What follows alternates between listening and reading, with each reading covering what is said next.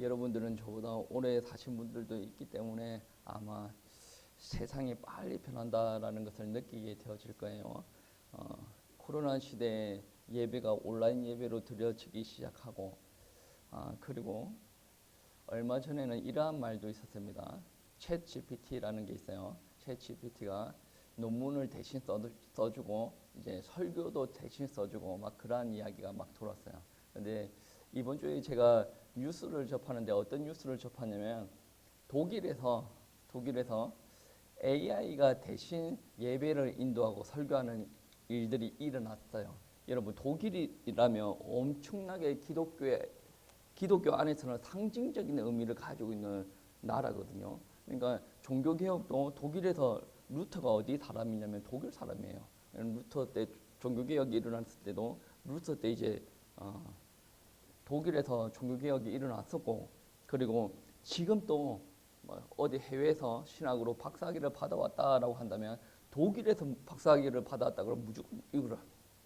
독일이 상징적인 의미가 있는데, 근데 지금 독일이 교회 구조가 한국이랑 같지 않는 건 않기는 합니다만은 지금 뉴스에 뭐가 났냐면 AI가 이제 예배를 인도하는 게 이제 보였어요. AI가 여기서 그러니까 사람이 등장합니다. 화면에 사람이 등장하는데 그게 사람이 아니라 컴퓨터가 만들어낸 AI가 여기서 등장하는 거예요. 그래가지고 컴퓨터가 일어나세요라고 하면 일어나고, 앉으세요 하면 앉고, 찬송 몇 편 하겠습니다 그러면 찬송 부르고, 그리고 AI가 입을 뻥뻥뻥 해가면서 설교도 하고 아멘을 하고 막 그러한 일들이 벌어집니다. 그러니까 청중들이, 그 예배를 들었던 청중들이 반응이 각각이에요.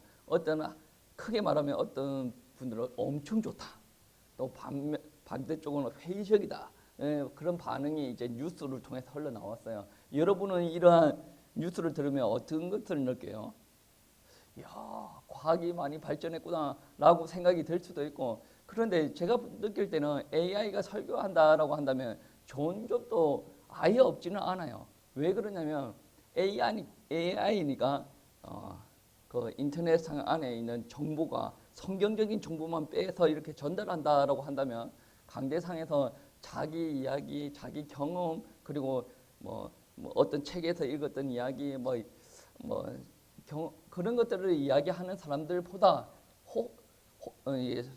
내용적인 측면에서 볼 때 훨씬 더 성경적일 수도 있다. 그리고 말이 군두더기가 없을 수도 있어요.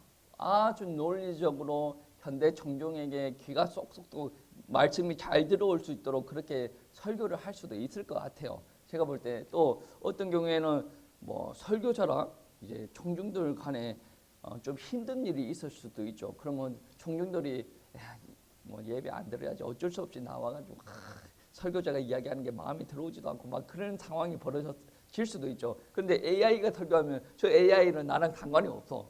나의 구린 거를 몰라. 그러니까 저 AI가 하는 말은 온전한 하나님의 말씀으로 받아들일 수도 있을 것 같아. 이러한 생각들이 들어올 수도 있을 것 같아요. 그런데 우리는 하나님을 믿는 사람이 아니겠습니까? 그래서 하나님께서 설교를 어떻게 바라보시는 것에 대해서 정립이 있어야 됩니다. 그 말은 무슨 말이냐면 하나님께서 설교를 시킬 때 사람을 들어서 시켜요.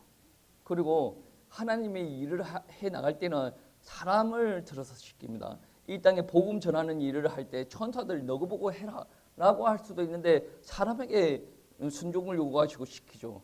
설교도 마찬가지예요. 여러분 한번 그리고 이런 이야기하면 어떤 측면에서 보면 이런 이야기하는 사람들이 있을 거예요.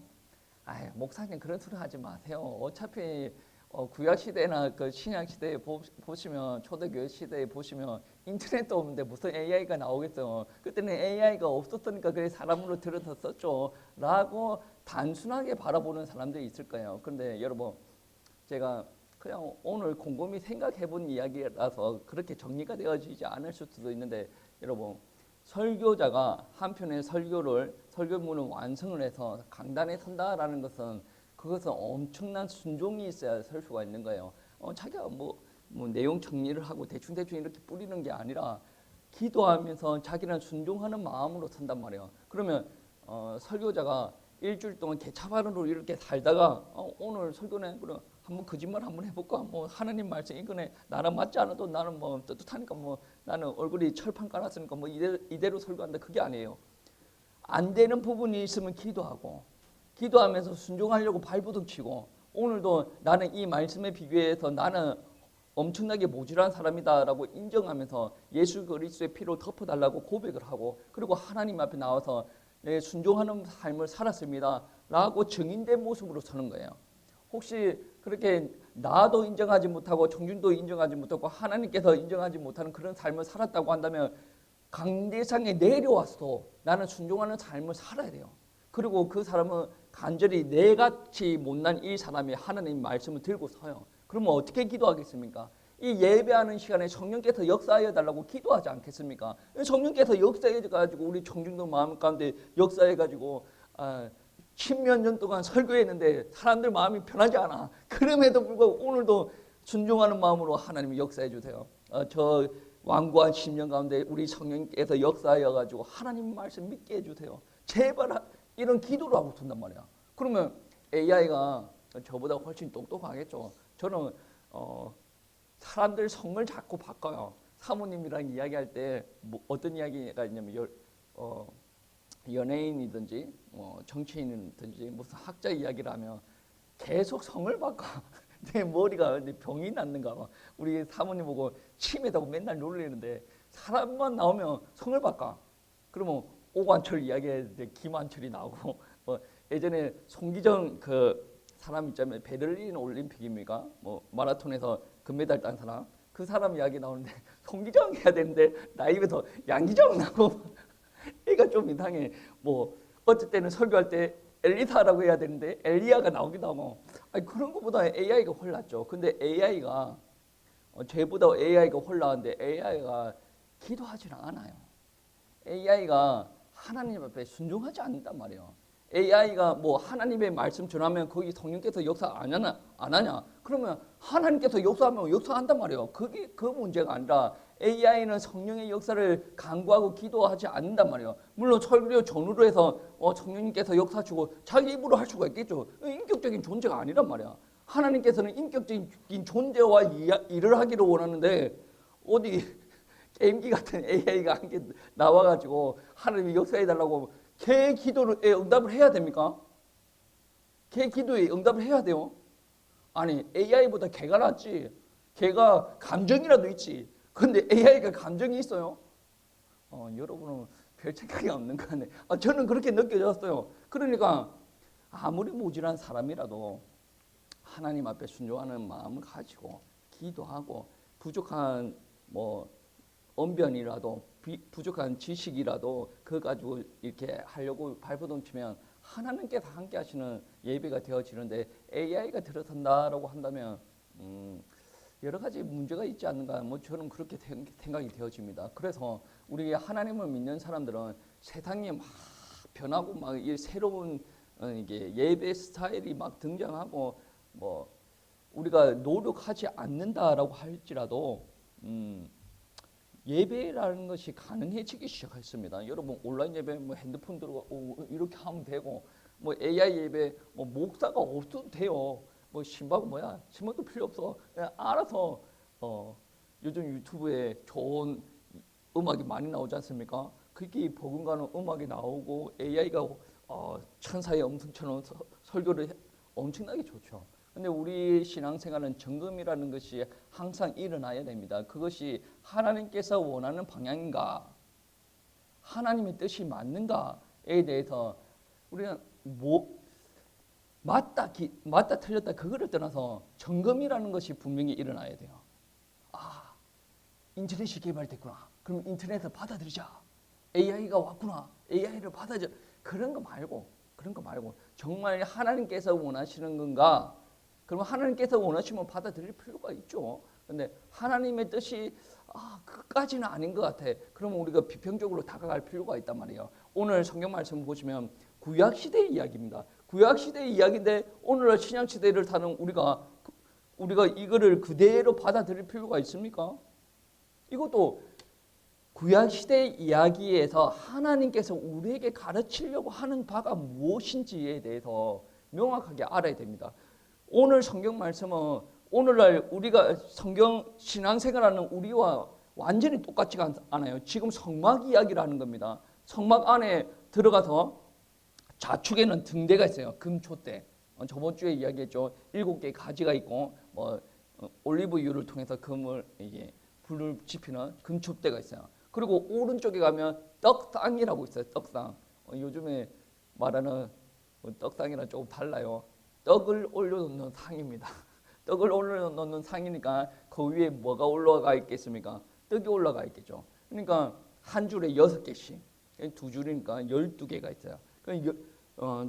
떡상에 떡이 12개가 있어요. 그 12개가 상징하는 바가 무엇이냐면 12지파를 두고 이야기를 하는 겁니다. 그러니까 하나님께서 12지파를 먹이시겠다라는 의미가 들어가 있는 거예요. 신약 시대에 건너오면 뭐가 있습니까? 12사도가 있는 거고. 그러니까 신약 시대에는 하나님께서 12사도 하나님의 백성들을 다 먹이시겠다라는 의미가 포함이 되어져 있다라는 겁니다. 그리고 오늘 말씀에도 그런 말씀이 있는데 그 떡상에 있는 떡을 누가 먹었습니까? 제사장에게 돌아간다. 그 제사장이 또 먹게 되고 또 먹으면서 또 제사장이 하나님의 일을 감당을 하게 되어집니다. 그리고 광야를 지날 때는 떡상을 항상 가지고 다녔어요. 가지고 다니면서 이동할 때마다 가지고 다닙니다. 그리고 안식일마다 오늘 본문 말씀에 있는 말이에요. 안식일마다 새로운 떡으로 교체하는 일들이 벌어집니다. 그리고 이 떡에서는 어떤 떡이냐? 송편, 절편, 인절미, 떡이 많죠. 어떤 떡이냐면 누룩이 없는 떡이에요. 누룩이 없으면 떡이 오랫동안 보관이 되어지기도 하고 그 무엇보다 성경에서 누룩이라고 하는 것은 죄가 있는 것을 두고 이야기합니다. 그러니까 죄가 없고 순수한 그 떡을 일주일 동안 보관해서 떡상에 보관을 하게 되어진다라는 말씀인데 오늘 말씀 레위기 24장 8절 말씀에 보시면 안식일마다 이 떡을 여호와 앞에 항상 진설할지니 이는 이스라엘 자손을 위한 것이요 영원한 언약이라라고 이야기합니다. 이 떡을 우리 시대로 표현해서 떡을 이야기하면 그런 말이에요. 하나님께서 주시는 말씀, 언약이라는 말씀입니다. 그러니까 떡은 영적인 말씀, 우리의 영적인 양식이 되어진다라는 거예요. 일주일마다 그 말씀을 떡을 성소에 있는 떡을 갈라라고 이야기했지 않습니까? 그럼 우리가 느낄 때는 일주일마다 새로운 양식을 공급받아야 된다라는 말씀이 되어집니다. 우리가 먹고 살 때는 여러분 하루에 몇 끼를 먹습니까? 새끼 요즘 다 먹어요. 잘 사시는 분이네. 요즘은 간헐적 단식해가지고 하루에 한 끼씩 먹는 사람들도 있어요. 그러니까 몸이 정상적으로 살아가려면 최소 하루에 한두 끼는 먹어야 되거든요. 요즘에 너무 30끼까지 먹을 필요는 없는 것 같아. 요즘 음식에 칼로리가 너무 많고 너무 많이 먹어. 한국이 너무 잘 살아서 너무 많이 먹어. 제가 볼 때는 3끼까지 먹을 필요가 없는 것 같아. 중간에 간식 한번 먹으면 3끼를 먹을 필요가 없는 것 같은데 먹는 것도 하루에 한두 번씩 먹어요. 최소 먹는다고 해도. 그러면 하나님의 말씀, 영적인 양식은 몇 번 먹어야 되냐? 일주일에 한 번만 먹으면 됩니까? 제일 좋은 거는 최소 하루에 한 번 이상씩 먹어야 돼요. 그래서 오늘날 사람들은 새벽 기도도 드리고 저녁 예배도 드리고 그 상황이 안 되는 사람들은 따로 큐티 집으로 묵상하기도 하고 하나님의 말씀으로 기도하고 나가기도 하죠. 그것이 매일 일어나다가 주일에 와가지고 안식일에 와가지고 하나님의 말씀 듣는 일들이 일어나야 된다라는 말씀입니다. 여러분, 이게 바로 생명의 양식, 떡이다. 떡상에 올라가 있는 진설병이다라는 말씀이 됩니다. 그리고 이 떡을 대할 때는 여러분 어떻게 대합니까? 우리 목사님 일주일 동안 설교 준비를 어떻게 했습니까? 한번 보십시다. 그런 사람들은 설교 들을 준비가 안 돼 있는 거예요. 오늘 예배 시간은 적당하게 마치겠지. 예배 드릴 준비가 안 된 사람들이 오늘 말씀에서 이제 떡을 먹을 때 순서가 정해져 있어요. 그래서 어떻게 떡을 먹느냐면 물두봉, 그 물이 담겨져 있는 그릇이 있습니다. 거기에서 손을 씻고요. 그리고 감사 기도를 하는 거예요. 그 말이 무슨 말이냐면 우리 몸을 정결케 하고 하나님 앞에 감사 기도를 하는 거예요. 그리고 떡상의 높이가 1m가 안 됩니다. 한 67cm. 그러니까 우리 허리 정도가 올 수도 있겠고 그보다 더 밑에 올 수가 있죠. 그리고 그 밑에 떡이 있단 말이에요. 그러면 우리가 꼿꼿이 서가지고 이렇게 먹는 사람이 있습니까? 없어요. 떡이 있네. 그럼 이렇게 먹는 거죠. 마음에 아무런 느낌이 없어도 자연스럽게 떡을 먹으려고 하면 허리가 굽혀져야 된다는 거예요.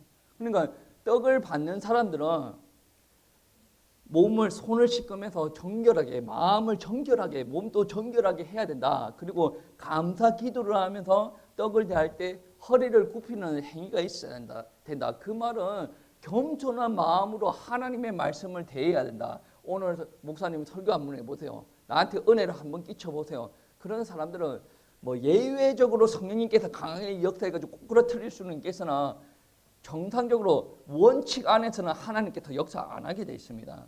그러니까 그 말씀이 우리에게 온전히 전달이 되어진다고 한다면 얼마나 감사하겠습니까? 광야에서 그들이 40년 동안 돌면서 떡상 위에 있는 떡을 먹었어요. 그리고 그 광야의 삶을 이제 승리로 이끄시는 하나님께서 주신 양식이었다라는 말씀입니다. 이거는 곧 하나님께서 주신 선물이다라는 말씀이 되어지는데, 근데 우리가 이 시대를 사는 우리가 떡을 생각할 때 구약 시대의 성소 안에 있는 떡만 생각할 수가 있는가? 중간에 누군가 떡 이야기를 자꾸 했어요. 누굽니까? 예수님께서 떡 이야기 했거든요. 예수님께서 지금으로부터 한 2000년 전쯤에 어떻게 이야기를 했냐면 요한복음 6장 35절 말씀이에요. 예수께서 이르시되 나는 생명의 떡이니, 본인이 떡이래요. 예수님께서 나는 떡이다 라고 이야기하십니다. 내게 오는 자는 결코 줄이지 아니할 터이요 나를 믿는 자는 영원히 목마르지 아니하리라. 예수님께서 나는 떡이다 라고 이야기해서, 그러니까 떡이니 내게 와서 이 떡을 먹으라 라고 이야기하시는 것이 되어집니다. 예수님께서 나는 생명의 떡이다 라고 이야기를 하십니다. 예수님께서 어디에서 났어요? 예수님께서 어디에 났어요? 오늘 주일학교 설교 오관철 집사님 1번, 2번, 3번, 4번, 5번, 6번, 7번까지 객관식이 주어졌는데 여러분 객관식 한번 해볼까? 예수님께서 어디에 났어요?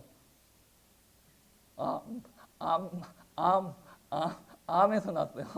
뭐 말을 해야 되는데 모르겠어요. 암이 아니고 배 이렇게 돼. 왜 베들레헴이 베들레헴에서 나셨어요. 그 베들레헴에서 나셨는데 베들레헴의 뜻이 무엇이냐면 떡집, 떡의 집이다라는 말씀입니다. 그래서 떡의 집에서 태어나신 예수님께서 자신을 두고 어떻게 이야기하냐면 생명의 떡이라라고 말씀하시는 거예요. 그래서 우리는 구약 성소를 이야기하면서 말씀을 주기적으로 들어야 된다. 그리고 겸손하게 감사한 마음으로 정결함으로 그 생명의 떡 언약의 말씀을 대해야 된다라고 이야기를 했습니다. 그런데 예수님께서 하신 말씀이 나는 생명의 떡이다. 나에게 오는 자는 줄이지 않을 것이다. 그 생명의 떡을 계속 와서 먹으라라고 이야기를 합니다. 어떻게 하면 우리가 예수님을 먹을 수가 있겠습니까? 여러분 예수님을 먹을 수 있는 자격이 있어요. 지금 예수님께서는 여러분 안에 계신다라는 것입니다. 그러면 여러분은 예수님을 어떻게 먹겠습니까? 날마다 예수님을 경험을 해야 되네. 예수님의 임재를 경험하려고 하면 어떻게 해야 됩니까? 예수님 나의 삶 가운데 역사해 주십시오. 역사. 그렇게 해서만 될 문제가 아니라 예수님과 동행하는 삶, 예수님의 임재를 체험할 수 있을 그 무언가를 말씀하셨는데 그 무언가 중에 하나가 무엇이냐면 하나님의 말씀을 묵상을 하고 받아들이라라는 말씀이 있어요. 성소에서도 그랬죠. 그 말씀을 받아들이고 그게 곧 말씀이 되어지고, 그리고 예수님께서 하셨던 그 말씀도 그 떡도 본인을 먹으라라고 하는데 그 먹는 것이 온전히 되어지려면 우리가 하나님의 말씀을 온전히 받아 누려야 된다라는 말씀이 되어집니다. 예수님께서 말씀하시는 것이거든요. 요한복음 5장 39절 말씀에 너희가 성경에서 영생을 얻은 줄을 생각을 하고 성경을 연구하거니와 이 성경이 곧 내게 대하여 증언하였다라고 이야기합니다. 성경이 내게 대해서 증언을 하였다. 성경을 알게 되어지면 하나님, 예수님을 알게 되어진다라는 말씀이 되어집니다. 예수님을 경험하고 싶고 예수님을 더 알고 싶습니까? 아니, 기도도 필요합니다. 근데 기도는 필요한데 오늘 말씀에서 뭐 특별히 이야기하는 것은 성경을 열어야 돼요. 성경을 안 펴는데 하나님을 체험되어질 수가 없어요.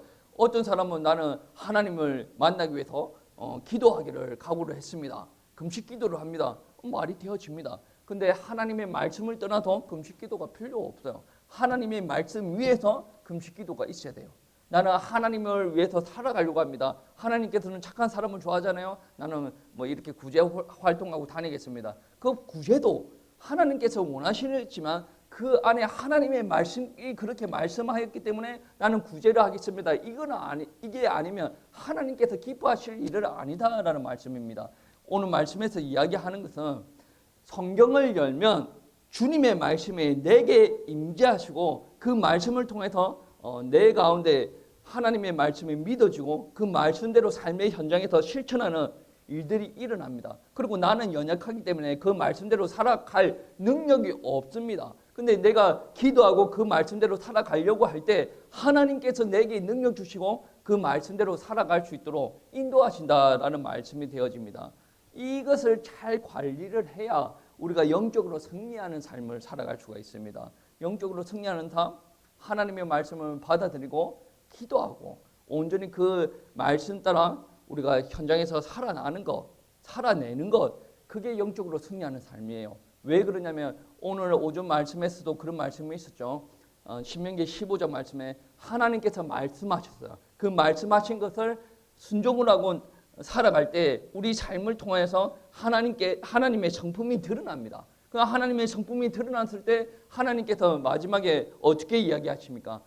네가 통치를 할지언정 통치를 당하지 않게 될 것이고 네가 부하게 되어서 사람들을 줄지언정 너는 꾸지 않게 될 것이다. 그 말은 무슨 말이에요? 내 말씀대로 살았으니 내가 너의 배경이 되어지고 너의 삶 가운데 내가 역사를 하겠다라는 말이 되어집니다. 오늘 말씀 방금 보았던 말씀도 그렇습니다. 하나님과 깊이 교제를 나누고 하나님의 임재를 누리고 싶습니까? 하나님의 말씀을 펴십시오. 그 하나님의 말씀을 통해서 우리가 주님을 더 알아가고 주님을 더 알아가는 삶을 통해서 우리가 이 땅에서 하나님께서 역사하시는 것을 경험하게 될 것입니다 라는 것입니다.